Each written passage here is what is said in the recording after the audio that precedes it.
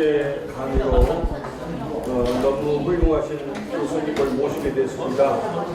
저는 개인적으로 멘토로 우리 주 박사님을 통해서 우리 전킨 선교사님을 알게 되었고 배우게 되었고, 제가 전킨 선교사님에 대해서 좀 자료를 찾다 보니까 저 이남식 박사라고 저기 남원에 계신 이 전킨 선교사님께서 석사학위, 박사학위 논문을 쓰신 분이 계셨어요. 근데 그 박사학위 논문을 지도하신 교수님이 우리 준영준 박사님이세요. 박사님의 박사님이세요. 특별히 최초로 이 남장로교에 대해서 일찍이 미국 가셔서 연구하시고 우리를 가르쳐 주시고 했던, 그래서 전주대학교에서 평생토록 이렇게 타여가시고 졸업하셔서 명예교수님으로 계시는 우리 성이 예수님하고 동시에 주시에 주명준 박사님, 우리 소개해드리겠습니다.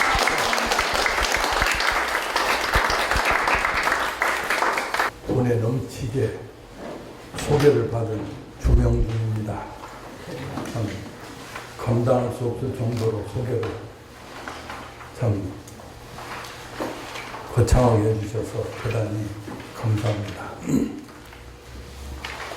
이 전킨 목사님은 어떻게 훌륭하신 분이냐 하면은 돌아가셨어요. 그래 이제 이 관에다가 전킨 목사님은 시신을 떠놓고 이제 예배를, 천국 환송 예배를 드립니다. 이제 선교사들이 이제 예배를 드리고, 우리 전주와 군산 사람들이 이제 일반 여러분과 같은 신도들이 와서 같이 예배를 드리다가 전킨 목사님의 시신을 보기 위해서 이렇게 관 앞으로 옵니다.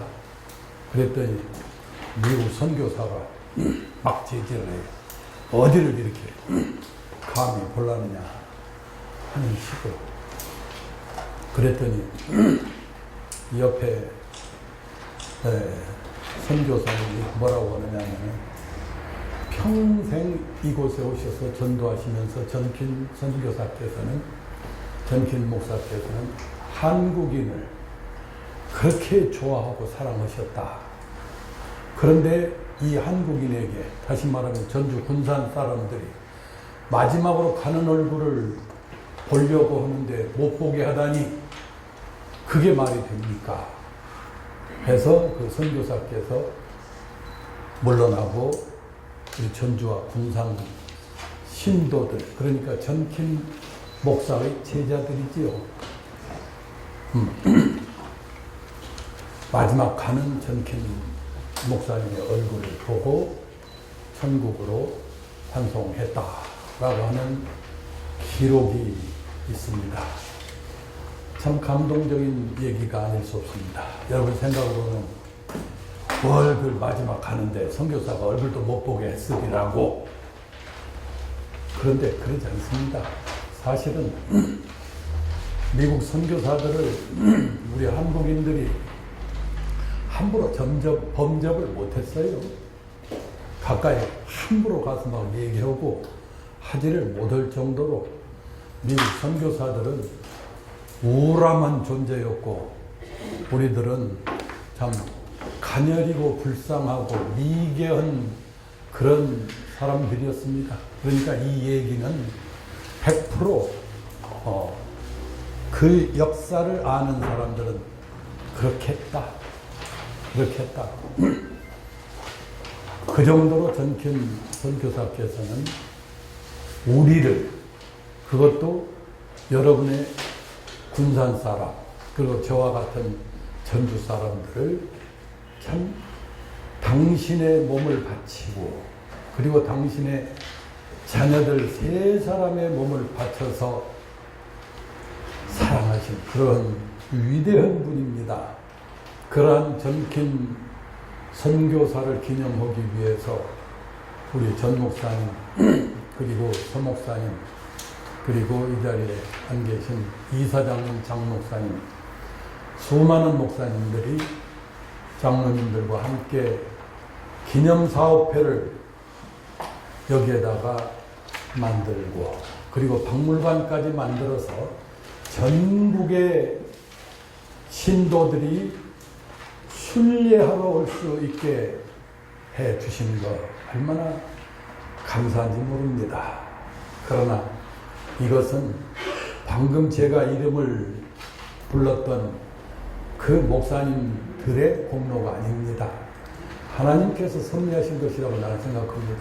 하나님께서 전 목사님, 서 목사님, 장 목사님, 또 이 자리에 또 계신 많은 목사님과 장로님들, 그리고 여러분과 같은 신도들을 움직여가지고 이렇게 거대한 기념사업회를 만들어서 앞으로 군산이 예수교 신자들의 필그림스 프로그레스, 순례 과정에 있어서 1등 가는 장소가 되리라고 저는 확신을 합니다. 아멘. 전주는 천주교의 한국의 예루살렘이라고 저는 책과 논문을 통해서 한 30-40년 전부터 발표를 한 적이 있습니다. 그렇게 전주는 한국의 천주교의 예루살렘이에요. 네, 숲장도 그렇지요.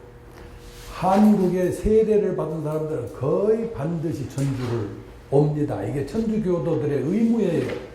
그런데 우리 기독교도들은 그러한 순례의 의식이 천주교보다는 약합니다. 근데 이와 같은 기념사업회 활동의 결과 앞으로는요, 천주교처럼 우리 기독교들도 반드시 전국의 성지를 순례하는 것을 하나의 신앙의 의무로 생각할 날이 머지않았습니다.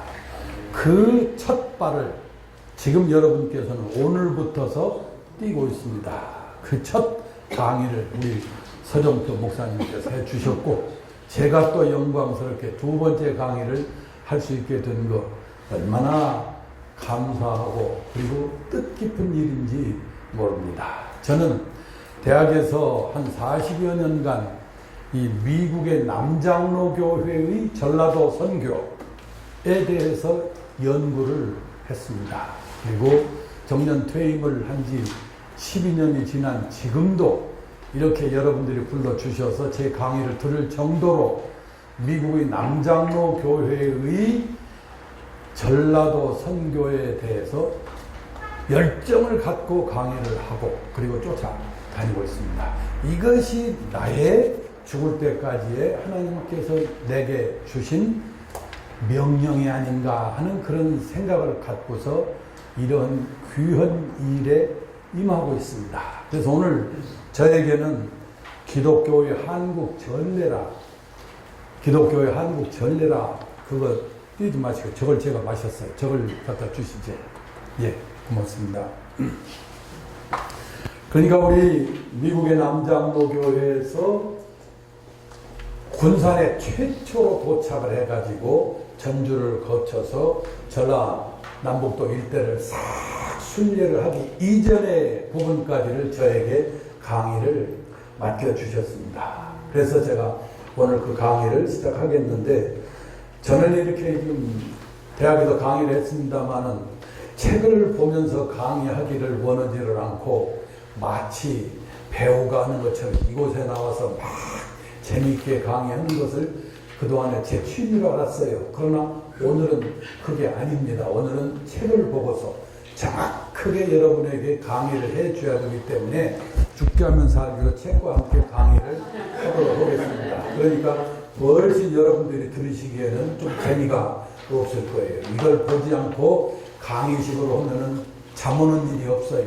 그러나 책을 이렇게 보는 순간에 눈이 감아지는 거, 이게 사람의 속성이고 그리고 나이 든 사람의 속성이더구만요. 저도 이제 여러분과 같이 나이를 먹어보니까 그러더라고요. 그래서 책을 그대로 보면서 강의를 하도록 하겠습니다. 또 그렇게 할 수밖에 없던 이유가 저 뒤에서 또 카메라에서 좀 일거수일투족을 촬영을 하고 있네요. 그렇기 때문에 그런 강의를 아니할 수가 없습니다.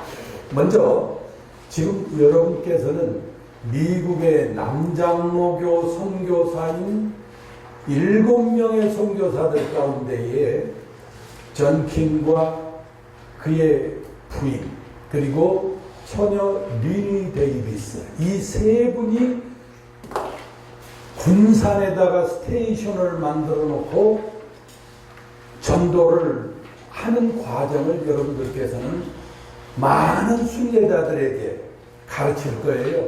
그러면 미국 남장로교회가 뭐냐? 그것부터도 알을 필요가 있습니다. 미국에는 장로교회가 2개로 크게 갈라졌어요. 하나는 북장로교회고 그리고 하나는 남장로교회입니다. 그러니까 북장로교회, 남장로교회라고 하는 것은 뭐냐 하면은 미국이 200여 년 전에 전쟁이 벌어졌어요. 자기들 나라 내에서 남북으로 갈라져서 어떻게 우리나라와 똑같은지 모르겠습니다. 남북전쟁이 벌어졌어요. 이걸 미국의 시티 워라고 합니다. 우리는 남북전쟁이라 말하지만 미국에서는 시티 워라고 부르는데 그 여러분들께서 잘 알다시피 노예 문제 때문에 대통령에 당선된 16대 미국의 링컨 대통령이 노예를 해방을 해버립니다. 그렇게 되니까 주로 공업을 생업으로 삼고 있는 미국의 북쪽 사람들은 열렬히 환영을 합니다. 왜냐하면 공장에서는 그 많은 미국의 흑인들 손을 굳이 그렇게 죽게 하면 살기로 빌려야 할 필요가 없어요. 백인들이 얼마든지 공장에서 일을 할 수가 있어요. 그러니까 북쪽에 있는 사람들은 그냥 열렬히 환영을 하는데 남쪽에 있는 미국인들은 일크이가 큰일 났습니다. 왜냐하면 남쪽은 공업지대가 아니고 그렇습니다. 목화, 농업을 주로 하는 사람들. 그 목화는 여러분들, 이 젊은 분들은 목화 같은 게 생긴 줄도 모를 거예요. 저 뒤에 계신 몇 분이나 우리 김 목사님은 목화밭 알으세요? 아, 그래요? 알아요? 목화밭이 없어진 지가 오래됐는데. 그러면 따먹어 봤어요? 네, 달에? 뭐 그렇습니까? 예, 나만 그냥 나이만. 예. 그래요. 이 목화 딴다는 거 힘들어요. 또 그 목화를 따가지고 그걸 또 공장에 가서 빼고 어쩌고 하는 게 굉장히 어려운데 목화는 더운 지대에서 더울 때 하는 겁니다. 그러니까 미국의 남쪽 덥지 않습니까? 북쪽보다도. 그 더운 지대 목화밭을 일구고 목화를 따고 하는 아주 기본적인 노동, 그냥 최하의 노동이지요. 그 노동은 누구의 손을 빌리지 않을 수 없느냐 하면은 흑인들의, 노예들의 손을 빌리지 않을 수 없어요. 백인들이 할 수가 없어요. 워낙 핫발이 천한 일이기 때문에. 그래서 남쪽에서는 일크이가 안 되겠다고 전쟁을 일으켰어요. 그래서 남과 북이 갈라져서 전쟁을 하는데 당연히 북쪽에 있는 장로 교인들은 링컨을 주장을 하죠. 그래서 북장로교회로 독립을 하고 남쪽에 있는 장로 교인들은 똑같은 뿌리였었는데 북쪽과 결별하고 다시 말하면 북장로 교회와 결별하고서 소위 남장로 교회를 만들었어요. 그래서 이따가 설명을 결론적으로 드립니다만은 우리나라의 북장로교 선교사들이 먼저 와가지고 전도를 하고 그리고 북장로교회의 선교사가 미국에 들어가서 남장로교회 지역, 즉 미국의 남쪽이지요. 남쪽 교회를 다니면서 대한민국의 조선이지요. 그러나 이제 한국이라고 합시다. 우리 조선이라고 이제 말하기는 귀찮으니까 한국의 선교사를 보냅시다. 우리 북장로교회에 제가 가서 이렇게 선교를 하는데 거짓말 하나도 하지 않고 예수 천국, 예수 천국만 외쳐도 교인들이 교회로, 조선인들이 교회로 우르르 밀려듭니다. 감당할 수가 없습니다. 우리 북장로교회의 재정 형편 넘어가지 않습니다. 온 세계에다 선교를 해야 되니까요. 그러니 남장로교회도 한국에 선교사를 파송해 주세요. 연설을 합니다. 그 연설을 듣고 아까 말씀드린, 그리고 앞으로도 목사님이나 장로님들이 강의해 주실 남장로교 선교사들이 한국으로 와서 우리 전라도 일대를, 그게 저 제주도까지입니다. 조선시대의 전라도 오면은 전라북도, 전라남도, 광주, 제주도, 여기까지 완전히 복음화 시켰습니다. 그래서 오늘날 경상도 일대는 예수교 신자들이 제일 적어요. 왜 그러냐? 경상도 일대는 그냥 불교가 찌들어 버렸어요. 그냥 통도사인이, 해인산이, 우리나라에서 제일로 큰 절들이 경상도에가 있어요. 그 경상도에 불교가 그냥 꽉 찌들어가지고 들어가지를 못해요. 그래서 기독교인들도 어쩔 수 없이 힘을 피지를 못합니다. 제일로 작아요. 그런데 대한민국에서 전라도 일대 예수교 신자들의 퍼센테이지가 제일 높습니다. 평균 12%에서 13%예요. 근데 타도는 9%, 7%예요. 타도는 9%, 7%. 미국 남장로 교회 덕분입니다. 이와 같은 기본적인 사실을 염두에 두시고 지금 강의를 시작하겠습니다. 제목은 기독교의 한국 전례입니다. 기독교 하면은 우리들은 흔히 예수교, 여러분과 제가 신봉하는 예수교, 이것만 기독교로 알고 있어요. 근데 아닙니다. 기독교 하면은 뭐가 무엇이 같이 기독교일까요? 그렇습니다. 천주교와 개신교. 그러니까 우리는 개신교도들이에요. 그러니까 엄밀히 말해서 우리는 개신교라고 하는데 우리는 우리 보고 개신교란 말 안 해요. 누가 우리 보고 개신교 합니까? 우리는 우리 보고 기독교라고 하지요. 그래서 우리는 천주교는 천주교고 우리는 기독교인가 보다 이렇게 생각을 하고 있는데 그렇지 않습니다. 똑같이 기독교입니다. 칠판이 없네. 기독교라고 하는 말은 무슨 말이냐 하면은 그리스도교라는 뜻이에요. 그리스도교라고 하는 말이 중국에 와서는 중국의 한자로 뭐라고 써야 할 것 아니에요. 그래서 중국에서 그리스도라고 하는 것을 한자를 차음을 해요. 차음. 소리를 빌려요. 그리스도교에서 소리를 빌려가지고 중국 사람들은 터기자, 그리고 총독, 감독, 영화 감독할 때 다스릴 독자, 기독교라. 이렇게 해서 그리스도교를 중국에서 기독교라. 이렇게 불렀습니다. 그러니까 이것은 그리스도라고 하는 이름을 따서 지은 이름이에요. 근데 우리 예수님은 두 가지로 부르지요. 그냥 예수님은 그냥 예수님이라고 하지 않고 항상 우리가 얘기할 때 예수 그리스도라고 합니다. 예수님께서는 자기 이름이 당신님의 하나님이나 예수님 보고 당신님이라고 하면 안 된다고 지금 배워놓고도 이것은 절대 우리 아버지 보고 당신 할 수 있어요? 아버지 보고 당신 할 수 있냐고 난리 나죠. 근데 우리는 그냥 그동안에 그냥 기도할 때 그냥 뭣도 모르고 나도 잘못해놓고 너무 욕을 하고 있네. 당신님께서 어쩌고저쩌고 절대 그렇게 하면 안 되는데 우리 아버지 보고 당신이라고 했다가는 부여자식이니까요. 그래서 예수님께서는 예수님 자신의 이름이 예수이신 것은 알아도 그리스도이신 것은 모르고 하늘나라로 올라가셨으니 하늘나라 올라가신 뒤에는 알았겠죠. 대한민국에서 온 세계에서 예수 그리스도라고 하니 이 그리스도라고 하는 이름은 구세주라고 하는 뜻을 헬라 말이죠. 메시아라고 하는 메시아. 네, 이것은 이제 이스라엘 말입니다. 이것은 이제 영어 발음으로 이제 머사이어 이렇게 불러요. 메시아, 구원자라는 뜻이죠. 그것을 히랍 말로 히랍은 그리스도를 히랍이라고 해요. 한자 말이에요. 중국 말이에요. 네, 또는 히랍을 다른 말로는 헬라라고도 부릅니다.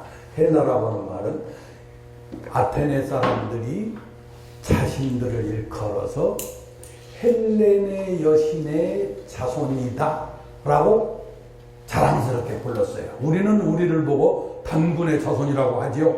그래서 단군의 자손들 이렇게 말하듯이 그리스 사람들은 아테네가 주된 도시인데 헬레네 여신의 땅에 살고 있는 우리다라고 해서 자기네들을 자기 땅을 헬라스라고 불렀어요. 자기들 일컬어서 이제 헬라인이다 이렇게 부릅니다. 그 그리스 말로 그리스도. 근데 예수라고 하는 이름은 예수님의 본명이시고요. 근데 히랍 당시 이스라엘 당시에 예수님이라는 이름이 가장 보편적으로 많았대요. 우리나라에서 영수 뭐 이런 식으로 영수님 뭐 이런 식으로 예수라고 하는 이름이 참 많았다 그럽니다. 예수님도 그 이름. 그래서 이제 중국에서 예수라고 하는 이름을 따가지고 또 한자로 만들었어요. 그게 중국말로 무엇일까요? 중국말로? 그렇습니다. 야, 소. 그래서 야소교라고 불러요. 두 가지로 중국에서 불러요. 그걸 우리가 똑같이 가져왔어요. 그래서 우리나라에서 야소교라고도 하기도 하고 또는 기독교라고도 하기도 하고. 근데 이 기독교, 이 기독교는 우리나라에 최초로 천주교가 들어오게 됩니다. 그래서 한번 책을 보시지요. 예, 천주교의 한국 전례입니다. 천주교가, 다시 말하면 기독교가 한국에 전례된 것은 하나님의 섭리하심 때문이다. 저는 그렇게 생각을 하고 있습니다. 이 기독교는 동방에 전례되기 시작을 하는데 맨 처음에 중국으로 기독교가 들어오게 됩니다. 어떻게 해서 중국에 기독교가 들어오게 되느냐, 그 과정은요, 6쪽의 밑에서 5째 쪽을 한번, 6째 쪽을 한번 보세요. 초창기 300년대에 기독교의 학자들이 두 파로 갈려서 싸웁니다. 지금 이 중에 목사님들께서 열 몇 분이 계십니다. 그분들께서는 잘 아시는 내용들이시지만은 또 목사님처럼 신학 공부를 안 하신 분들이 더 많기 때문에 천천히 그저 공부를 같이 해주시기를 부탁을 드립니다. 미리 양해를 구할 걸 못 드렸네요. 안디옥 학파가 있고 알렉산드리아 학파 두 개로 갈라져서 예수님께서는 신이냐 아니면 인간이냐 하는 문제로 싸움이 벌어졌습니다. 다시 말하면 삼위일체설 때문에 싸움이 벌어졌다 하는 말씀입니다. 성경체계, 신약 구약 성경체계, 삼위일체라는 말씀이 있으면 싸울 필요가 없어요. 그런데 신약 구약에 삼위는 일체다라고 하는 말이 단 한 군데도 없어요. 그런 사상이 있지도 않았고요, 처음에는.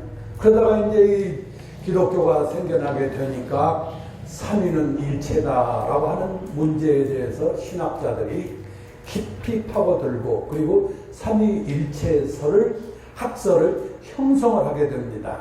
그 형성하는 과정에서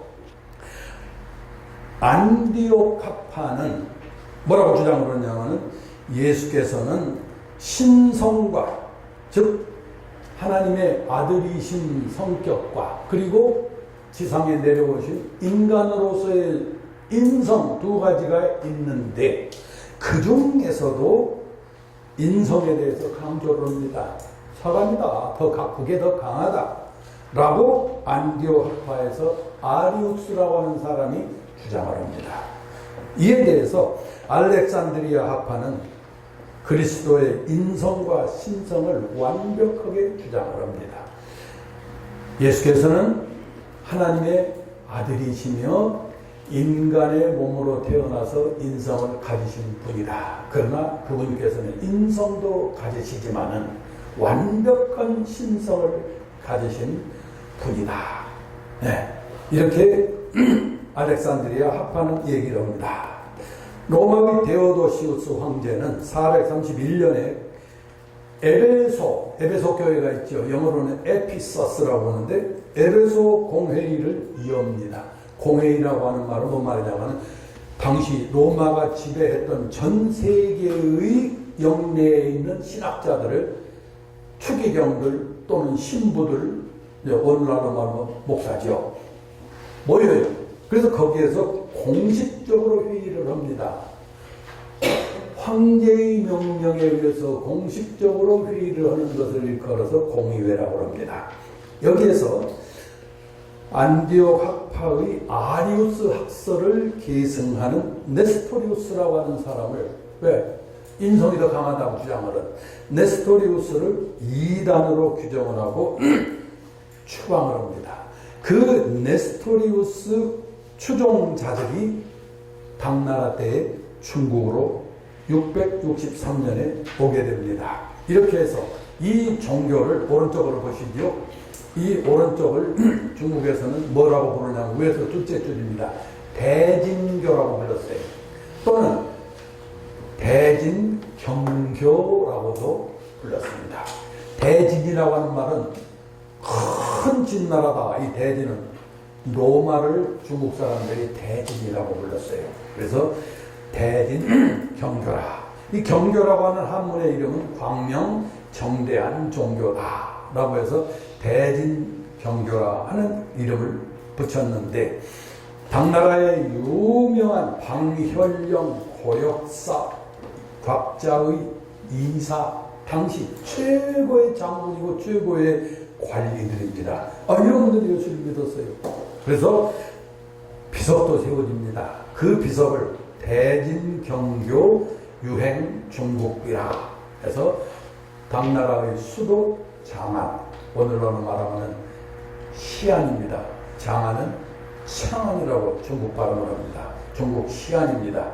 네. 여기에 대진사라고 하는 절을 만들어 놓고 거기에다가 이 비석을 세웁니다.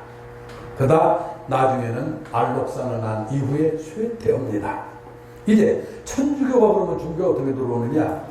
천주교는 1253년경에 노브르크, 크레모나 이런 분들에 의해서 이 중국에 전래되기 시작하더니 코르비노, 카스텔리오 이런 사람들이 중국에 들어와서 전도를 합니다. 그리고 가운데 부분의 셋째 줄을 보면은 마테오 리찌라고 하는 데다가 줄을 치세요. 이 마테오 리찌라고 하는 사람이 천주시의 거기에 몇째 안 보이네? 제가 빠뜨렸나? 가운데 있습니까? 예, 맨 밑에서 5째 줄에 있네요. 천주시리라 하는 책을 씁니다.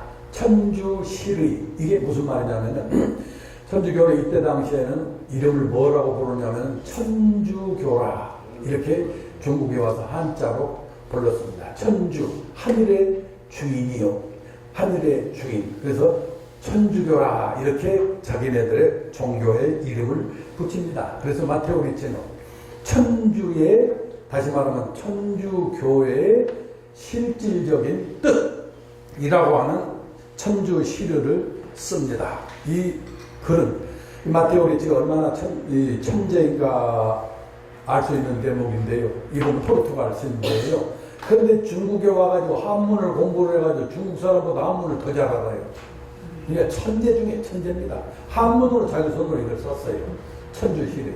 이 책이 있다고 말씀드리는데 우리나라로 들어와서 우리나라에서 또 천주시리를 연구를 하게 됩니다. 넘어가시죠. 8쪽에 일본의 천주교 전례입니다.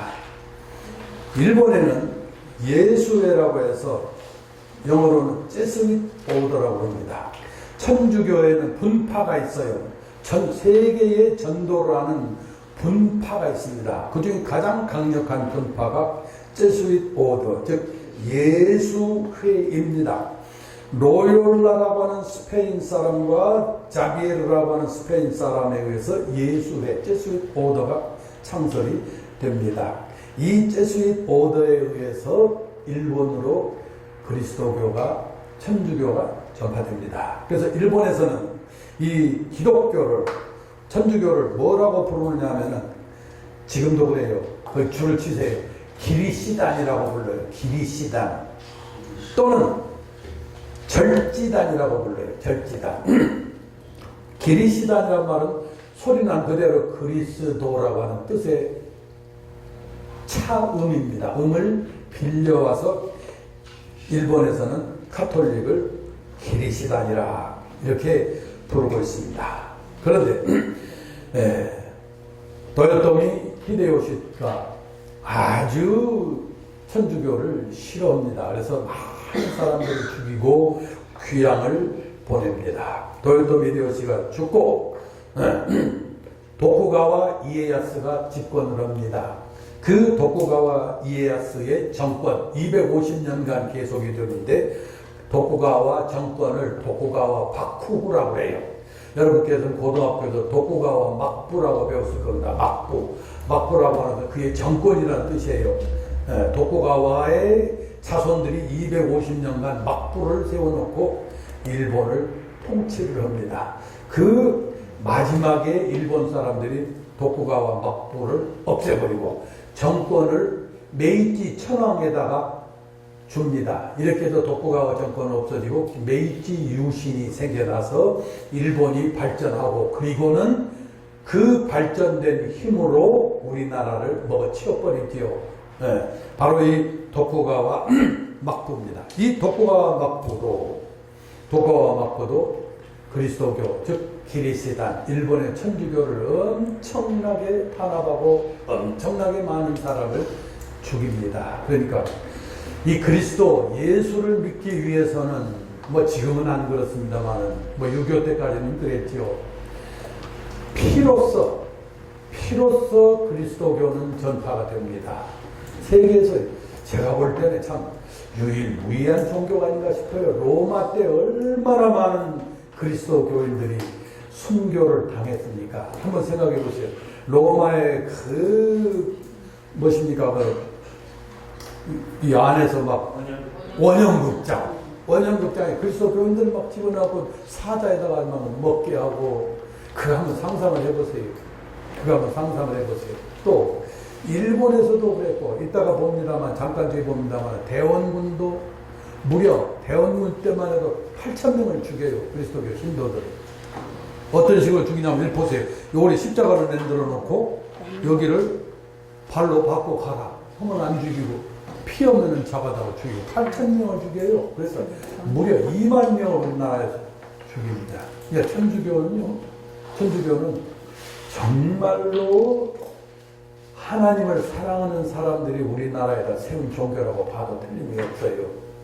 그런데 천주교는 워낙 탄압을 당해버렸어. 우리나라에서 워낙 탄압을 당해버렸기 때문에 사람들이 나중에 천주교로 들어가기가 쉽겠어요, 어렵겠어요? 갔다 하면 죽으니까.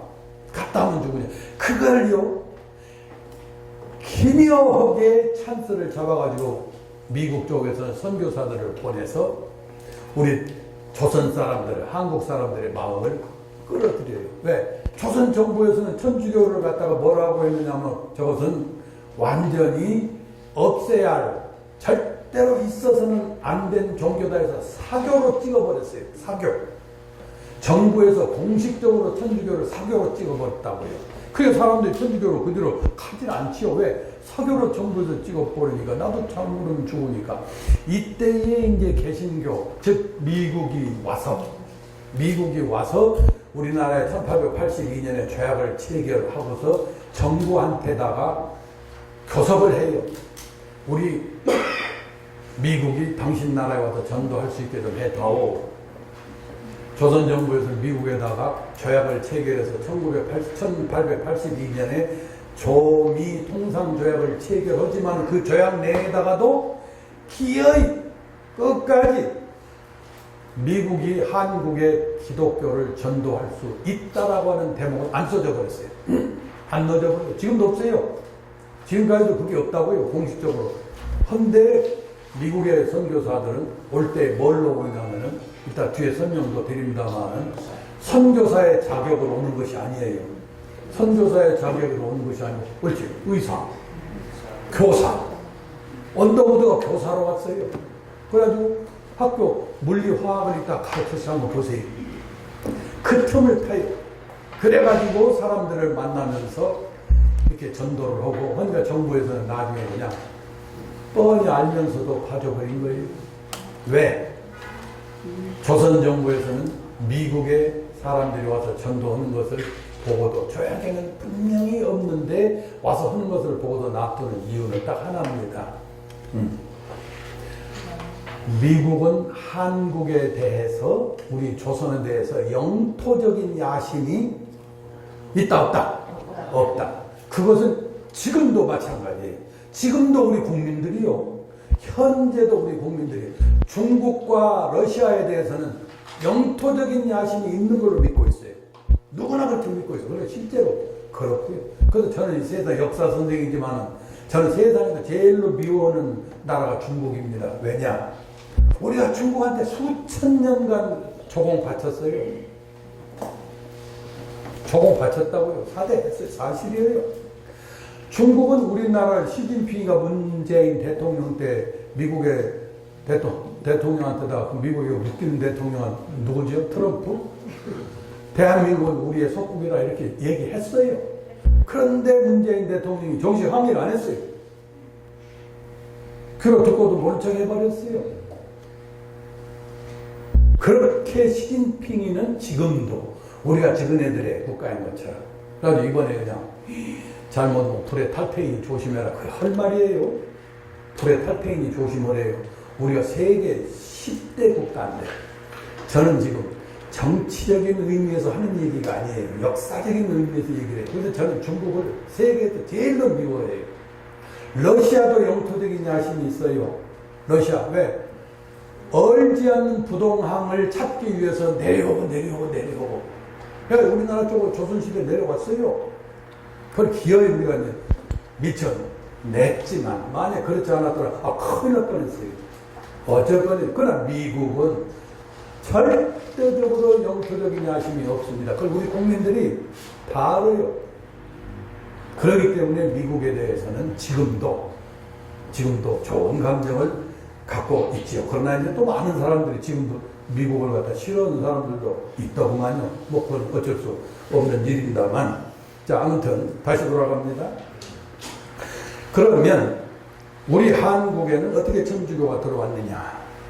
천주교는 우리나라에 들어오는 것이 세계적으로 기적입니다. 기적.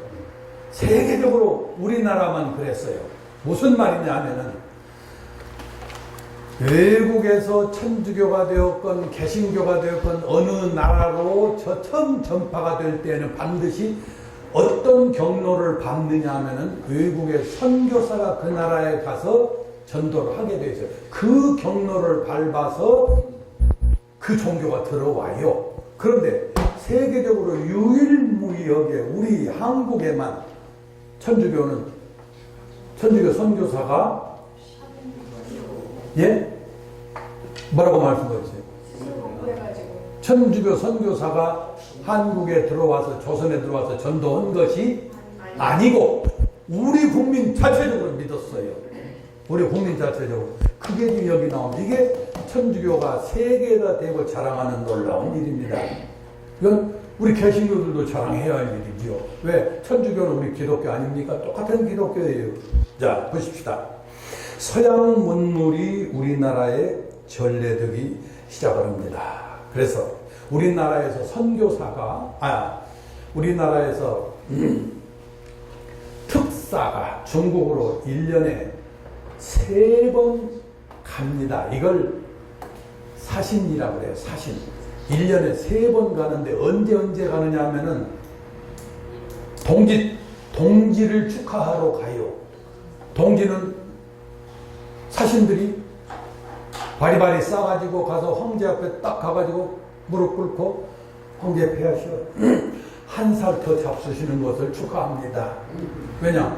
동짓날 우리가 한 살 더 먹었거든요. 저도 어렸을 때 동짓날 한 살 더 먹었어요. 네. 어렸을 때 동짓날 한 살 더 안 먹은 사람들이 여기 많이 있다고. 또 똑같으라고 또 안다고 할까 모르겠네. 네. 동짓날 우리가 나이를 먹었어요. 이걸 또 동지사라고 해요.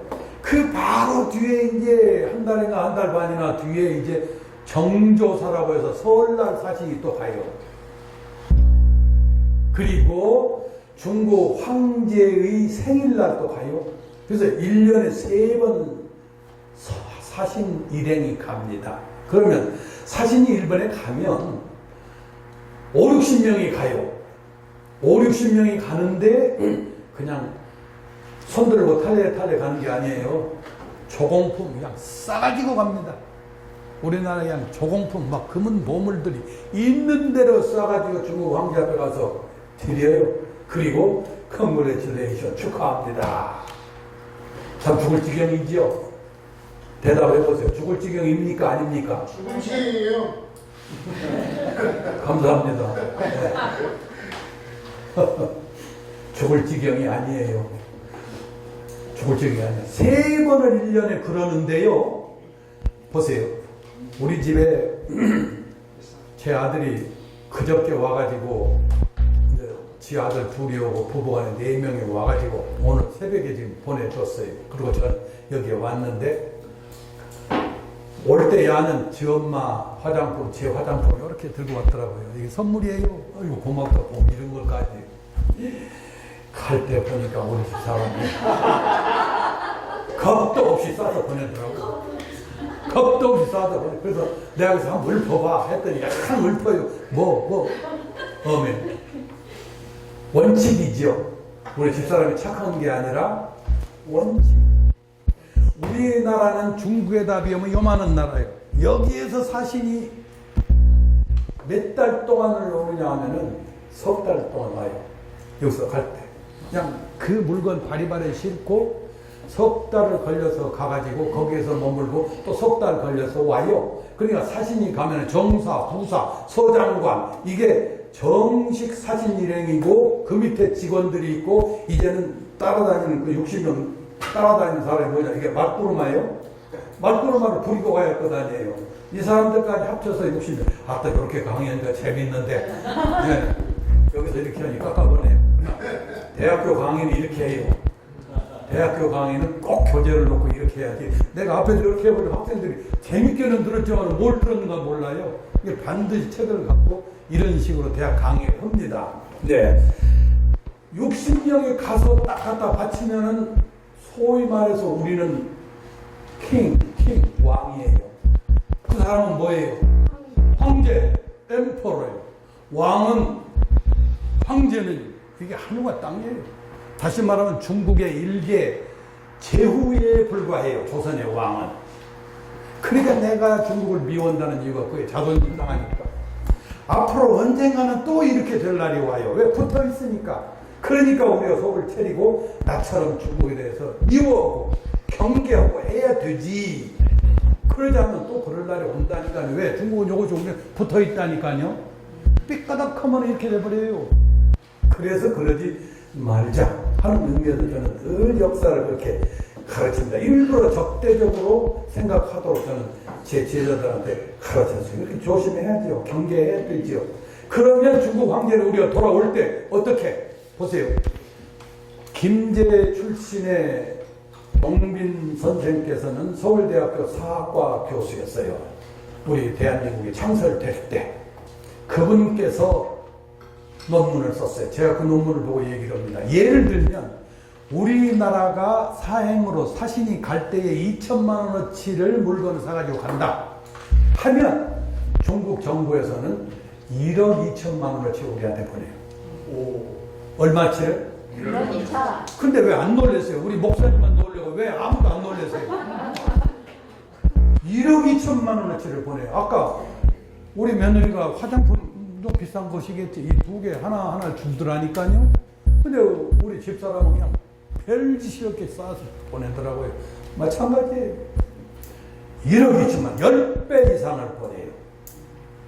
10배 이상. 그러니까 소동파라고 하는 놈이, 여러분들 소동파 절대 존경하지 마세요.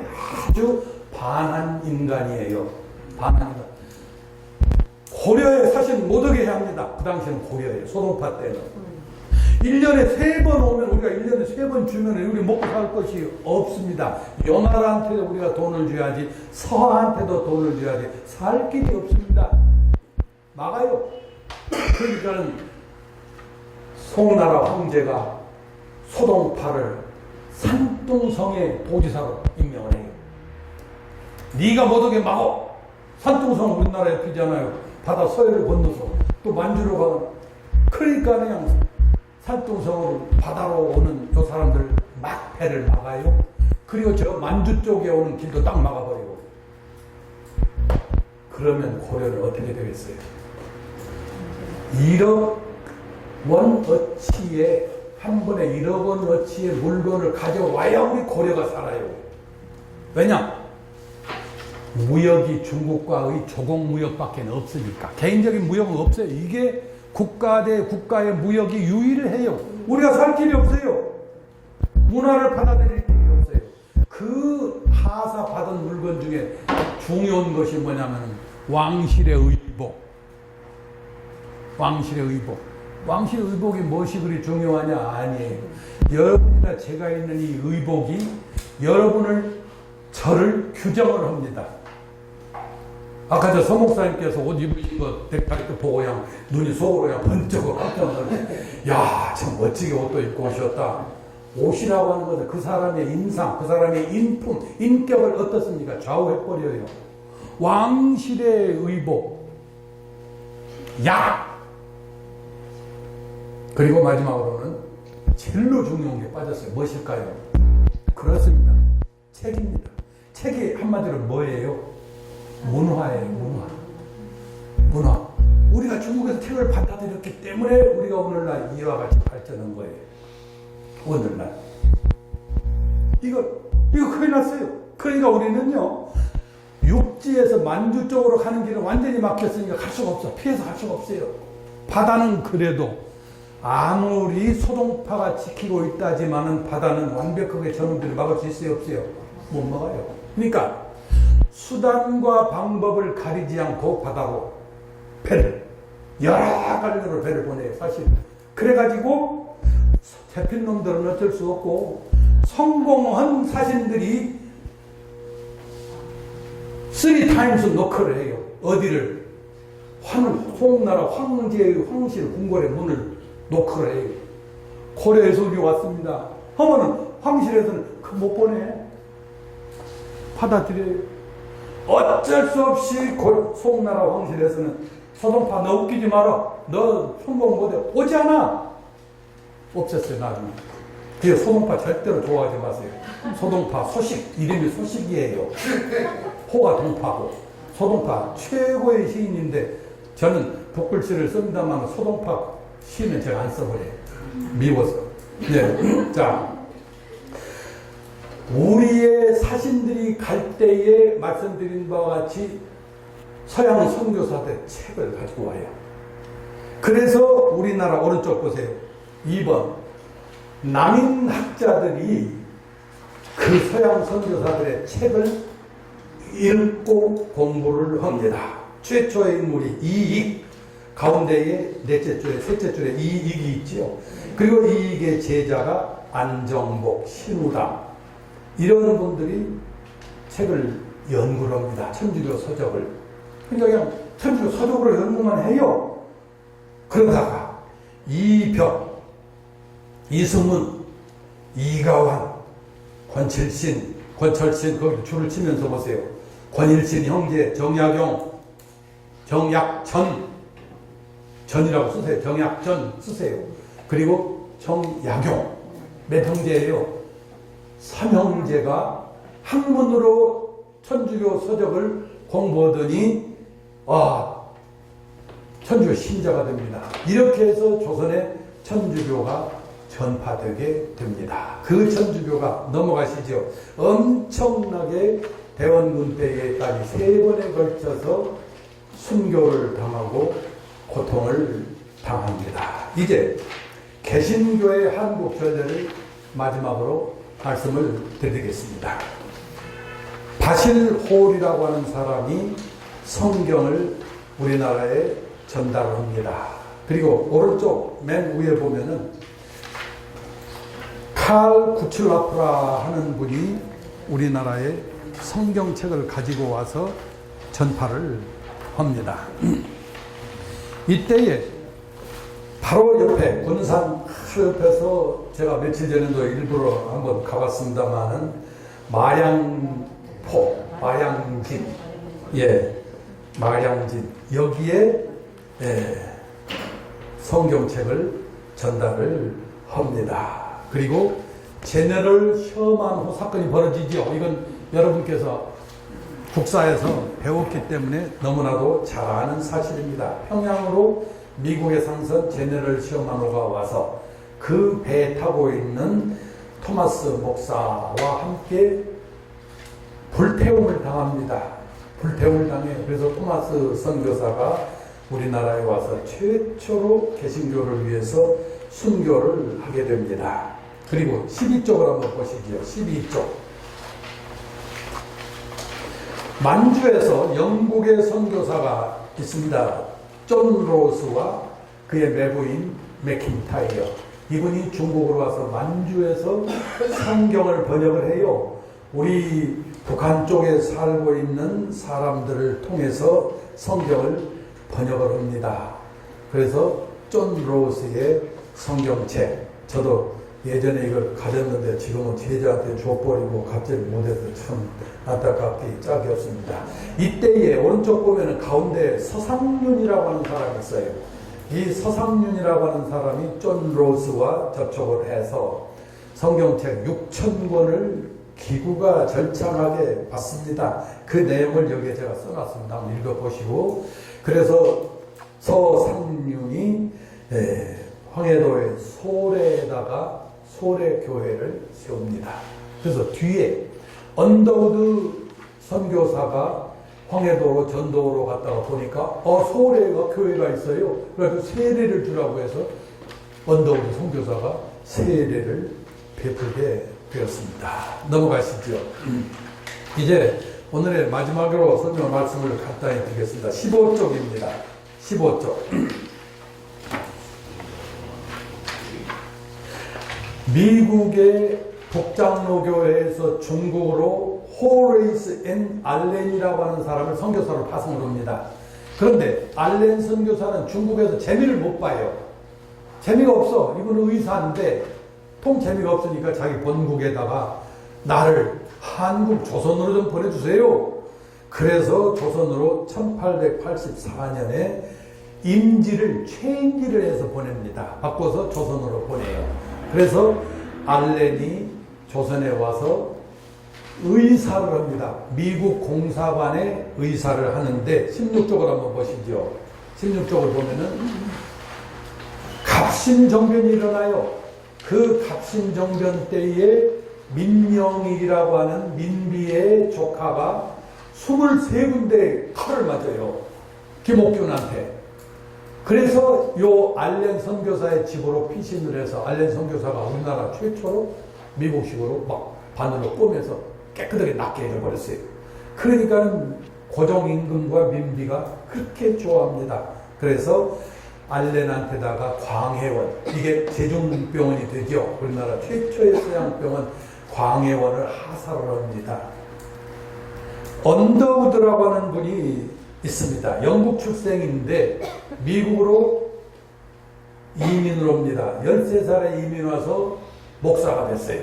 그래서 나 조선으로 선교사로 보내달라 하고 북장로교회에다가 요청을 했더니 2번이나 거절해요. 그래서 할 수 없이 뉴욕의 어느 교회에서 자기를 목사로 초빙을 했는데 가겠소 하고 편지 답장을 우체통에 넣는 순간 언더우드가 그러면 조선은 어떻게 되나? 그러면 조선은 어떻게 되나? 하고서 편지를 넣지 않고 미국 북장로교회에다가 다시 찾아가서 나를 보내주세요 했더니 미국 북장로교회에서 좋다 해서 언더우드를 우리나라에 파송을 합니다. 그게 바로 한 달 전, 한 달 조금 못 되지요. 네, 1885년 4월 5일 부활절입니다. 이때 누구하고 같이 오느냐면 감리교회의 아펜셀러와 같이 옵니다. 그래서 두 분께서는 우리나라에다가 엄청난 속도의 선교의 성공을 보게 되는데 우리는 언더우드와 관계가 깊지요. 그런데 아펜셀러 선교사께서는 목포로 성경 번역을 회의를 하기 위해서 가시다가 신안 앞바다에서 풍랑을 만나 순교로십니다. 그런데 또 어느 얘기에서는 우리 군산이었죠. 여기에서 순교를 당했다라고 지금 부학설이 지금 존재하고 있는데 이것에 대해서는 아직은 결론이 나지를 않은 것 같습니다. 이 언더우드 선교사가 눈부신 활동을 하고 그리고 19쪽 보시죠. 19쪽 맨 아래쪽으로 한번 보십시오. 언더우드 선교사가 안식년을 위해서 미국에 들어가서 남장로 교회 지역을 다니면서 아까 말씀드린 대로 예수천당만 부르짖어도 조선인들이 벌떼처럼 교회로 들어오십니다. 선교사들을 남장로 교회에서도 파송을 해 주세요 하고서 당신의 돈으로 헌금을 1,000원을 합니다. 그의 형님 언더우드도 예전에 우리나라에서 쓰고 있었던 이 타작기 만든 회사의 사장이에요. 1,500원이라는 돈을 갖다가 남장로 교회에다가 헌금을 합니다. 이분들은 북장로 교인이고, 그래서 남장로 교회에서는 세계의 11군데에다가 선교사를 파송해서 열고 없는데 이런 식으로 주위에서 조선의 선교사를 파송하라고 하니 알겠다 해서 7분의 선교사를 조선에 파송을 합니다. 그분들에 대해서는 여러분들이 앞으로 배우실 테니까 제가 설명을 생략합니다. 그래서 맨 마지막 줄을 한번 읽고 끝내겠습니다. 언더우드는 이 문제를 해결하기 위해 본국에 귀국하였다. 그 결과 그는 남장로 교회의 한국 선교의 아버지라는 칭호를 받았다. 왜냐하면 이 언더우드 선교사가 가서 설교를 하는 것을 젊은이들이 듣고 조선에 가기로 작정을 하고 옵니다. 이분들이 7인의 선교사거든요. 그래서 언더우드는 한국의 선교의 아버지다라는 그런 아름다운 칭호를 듣게 됐고, 이분 때문에 우리가 예수를 믿게 되고, 그리고 이분 때문에 우리 지금 여기에 계시는 목사님께서는 설교를 하실 수 있게 된 겁니다. 감사하기 짝이었습니다. 모든 것은 하나님의 섭리이십니다. 고맙습니다.